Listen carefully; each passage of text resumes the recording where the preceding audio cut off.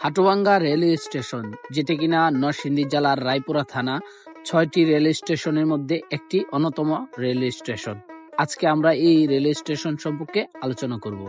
সুপ্রিয় দর্শক, আমরা কিন্তু চলে আসছি হাটুভাঙ্গাতে। আমরা এখন কিন্তু ড্রোনের মাধ্যমে হাটুভাঙ্গা রেল স্টেশনটি দেখব এবং এখান উপর থেকে পাখির চোখে কেমন দেখা যায়। আজকে কিন্তু আমরা এই হাটুভাঙ্গাটা কিন্তু আমরা পাখির চোখে দেখব। তো ঢাকা থেকে আসার পথে কিন্তু ৩ নম্বর রেলওয়ে স্টেশন রায়পুরা থানার, এবং ভৈরব থেকে আসার পথে কিন্তু ৪ নম্বর রেলওয়ে স্টেশন এই হাটুভাঙ্গা। আমরা কিন্তু আজকে পর্যায়ক্রমে সবগুলো স্টেশন একসাথে দেখাচ্ছি রায়পুরা উপজেলার। তো আমাদের ভিডিও স্কিপ না করে সম্পূর্ণ দেখতে থাকুন। সারা বাংলাদেশের মধ্যে কোন জেলাতে এরকম রায়পুরার মতো ৬টি রেলওয়ে স্টেশন নাই আমার জানা মতে।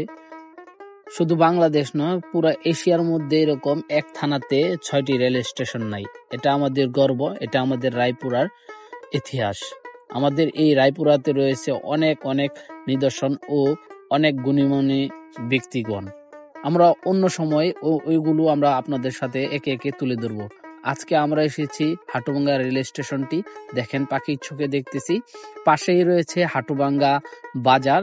দেখেন হাটুভাঙ্গা বাজারের যেই টিনের দোকানগুলো খুব সুন্দর কিন্তু লাগতেছে, আমরা পাখির চোখে দেখতে পাচ্ছি। এবং সামনে রেল স্টেশনের ওপাশে রয়েছে একটা সুন্দর পুকুর এবং প্রাকৃতিক সৌন্দর্য। হাটুভাঙ্গা নামটা শুনতেই কেমন একটা সুন্দর একটা রহস্যময় কথার কথা মনে হয়।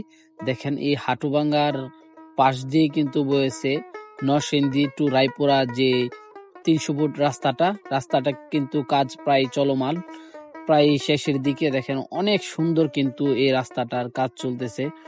দেখেন রায়পুরা মানুষের যে একটা চাওয়া পাওয়া ছিল, এই রাস্তায় কিন্তু সেই চাওয়া পাওয়াটা পূরণ করে দিচ্ছে। প্রিয় বন্ধুরা, এত কষ্ট করে আপনাদের জন্য এই ভিডিওগুলো আমরা মেক করে থাকি।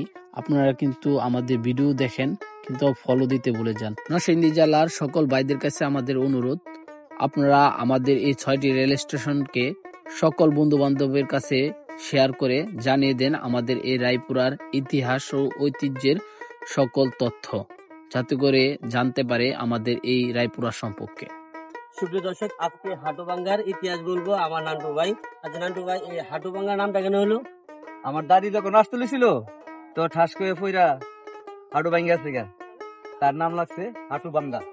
বুঝলি দর্শক, মানে আগে তো কারেন্ট ছিল না, বেশি একটা অন্ধকার ছিল।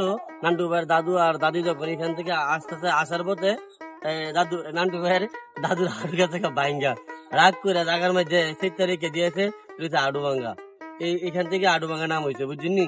আর যদি হচ্ছে ভালো কেউ জানে তাহলে কমেন্টে জানা দিয়েন। হাই দর্শক, ভিডিওটা কেমন হয়েছে অবশ্য একটা লাইক একটা কমেন্ট দিবেন আর আমাদের ভিডিও দেখতে থাকবেন। ধন্যবাদ।